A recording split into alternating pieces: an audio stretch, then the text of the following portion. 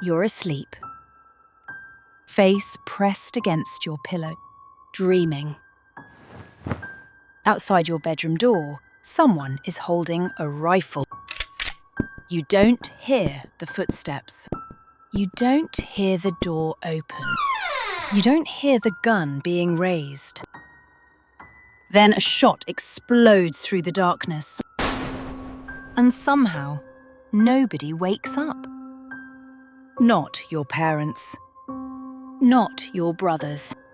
Not your sisters. One by one, every person in the house dies in their bed. And that's only the beginning of the story. Because a year later, another family would move into that same house and last only 28 days. Then they would run, leaving behind their furniture, clothes, boat, motorcycles, everything. And for the next 50 years, people would argue over a single question. Was the house haunted? Or was something even stranger happening? Tonight, we're talking about the real story behind the movie, the Amityville Horror. Welcome to the podcast, You Can't Unhear. The address was 112 Ocean Avenue, Amityville, New York. A beautiful Dutch colonial house sitting beside the water. Large windows, private dock, quiet neighborhood. The kind of place families dream about owning. But on November 13th, 1974, that dream became a nightmare. At around 3 a.m., Ronald DeFeo Jr., known to friends as Butch, picked up a .35 caliber Marlin rifle. Then he started walking through the house, room by room. His father, Ronald DeFeo Sr., his mother, Louise, his brothers, John, Mark, his sisters, Allison, Dawn. 6 victims. All found face down in their beds, shot while they slept. And here's where the mystery begins. Because the rifle was loud, extremely loud. Neighbors should have heard it. The people inside the house should have heard it. Yet according to official accounts, nobody got up, ran or fought back. The murders happened over roughly 15 minutes. 9 shots fired. And somehow, the entire house remained silent. Even today, people still debate how that's possible. That evening, around 6:30 p.m., Butch ran into a nearby bar, panicked, screaming, "You've got to help me. I think my mother and father are shot." Several people followed him back to the house, and what they found would shock the entire country. Police arrived quickly. At first, Butch claimed the murders were the work of a mob hitman. But investigators weren't convinced. The story kept changing. Details didn't make sense. After hours of questioning, he finally confessed. Over the years, he would tell countless different versions of what happened. Sometimes he blamed his sister Dawn. Sometimes he claimed mysterious voices told him what to do. Sometimes he suggested he wasn't alone. The truth changed constantly. And because of that, many people still believe parts of the story died with him. Ronald DeFeo Jr. was convicted, sentenced to prison, and the house sat empty. Then came December 1975. A new family arrived. George and Kathy Lutz, along with their 3 children. The price? Just $88,000. A bargain, even then. They knew about the murders. Of course they did. Everybody did. But the house was beautiful and affordable. So they moved in. What could possibly go wrong? At first, everything seemed normal. Then the strange things started. A priest visited to bless the home. According to later accounts, he heard a voice tell him, "Get out." He reportedly developed strange sores afterward.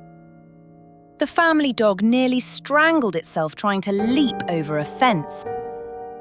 Their youngest daughter began talking to an invisible friend, a pig-like creature called Jody. She claimed Jody watched her through the windows. Its eyes glowed red in the darkness. But George experienced the most disturbing changes. He became obsessed with fire. No matter how much wood he burned, he felt freezing cold. Constantly. He started waking up every night at 3:15 a.m., the same approximate time the murders occurred. Every single night. Then came the noises. Footsteps. Screams. Music. Sounds moving through empty rooms. George became increasingly angry, irritable, paranoid. His family barely recognized him. Then the house itself seemed to change. Black stains appeared. Strange odors filled rooms. Flies swarmed one bedroom despite it being winter. Doors slammed shut. Windows stuck. Objects moved. And according to the Lutz family, things continued getting worse. Until the final night. The night they almost never spoke about publicly. According to their story, George woke up unable to move. The bed shook violently. Kathy appeared to be floating, her face transforming into that of an old woman. And whatever happened after that, they refused to fully describe. The next morning, they left. Immediately. Leaving almost everything behind. The story became national news, then international news. Books were written. Movies followed. And soon, Amityville became the most famous haunted house in America. But then investigators started asking questions. A lot of questions. Because some details didn't add up. The priest later disputed parts of the story. Weather records contradicted certain claims. Neighbors challenged others. Eventually, new owners moved in after the Lutz family left and reported no supernatural activity whatsoever. No slime. No demons. No doors ripped from hinges. Nothing. Then people noticed something else. The timing. The Exorcist had recently become a global sensation, and many elements of the Amityville story sounded familiar. Catholic priests, demonic forces, levitation, supernatural attacks. Almost too familiar. Skeptics accused the Lutz family of exaggerating or outright inventing parts of the story. Others disagreed. George and Kathy maintained their story for decades. They passed polygraph tests. And according to many people who knew them, they genuinely believed what they experienced. Which raises an uncomfortable possibility. What if both things are true? Because think about it. You move into a house where 6 people were murdered. You sleep in rooms where children died.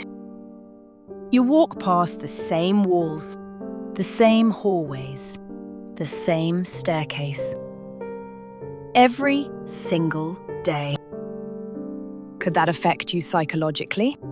Could grief, fear, and imagination create something that feels real? Or perhaps something darker lingered there. Not demons, not monsters, just an echo. The emotional scar left behind by unimaginable violence. We'll probably never know. George and Kathy Lutz are gone. Ronald DeFeo Jr.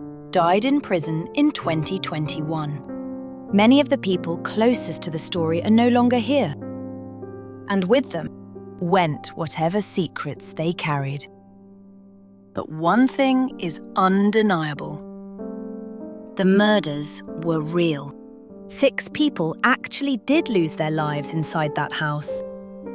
And whether the haunting was fact, fiction, or something in between, the tragedy at 112 Ocean Avenue became one of the most influential horror stories ever told.